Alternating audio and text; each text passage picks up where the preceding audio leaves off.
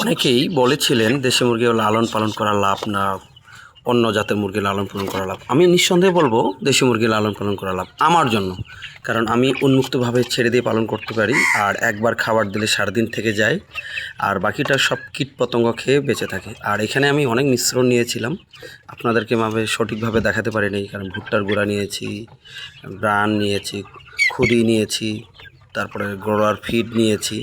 এভাবে 4-5 প্রকারের মিশ্রণ করে আমি খাবার দিই আমার মুরগিদেরকে। তার সাথে এর মধ্যে মেডিসিন মিশ্রণ করে দেই। আর আমি এইভাবে লালন পালন করি।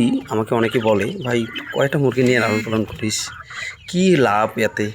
আমি একটি কথাই বলবো ভাই, আমি সোশ্যাল মিডিয়া ছাড়ি বলে আমার ওই বাইরে থেকে আসে মুরগির ডিম নিয়ে যায় এবং বাচ্চা নিয়ে যায়। আমার যেমন শতাবগঞ্জ থেকে এক বড় ভাই আসে, বাচ্চা নিয়ে গেছে। তারপরে বিভিন্ন জায়গা থেকে আসে আমার বীজ ডিমগুলো নিয়ে যাচ্ছে। তো আমি আরেকটা চালান ডিম বিক্রি করতে পারবো, কারণ আমি এখন আর দেশি মুরগির ডিম ফুটাবো না, আমি এখন হাঁসের ডিম ফুটাবো। এই জন্যই আমি দেশি মুরগির বীজ ডিমগুলো বিক্রি করে ফেলতেছি।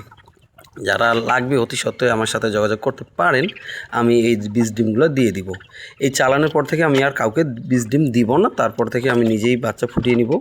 কারণ এই চালানটার পরে আমার হাঁসের বাচ্চাটা ফুটিয়ে নেওয়ার পরে আমি তারপর আবারও মুরগির বাচ্চা ফুটাবো।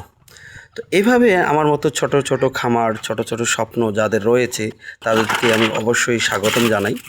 আর এই ঘেরার মধ্যে যাদের যেই মুরগিগুলো ঢুকতে পারেনি তাদের জন্য একটু বাইরে খাবার দিয়েছি।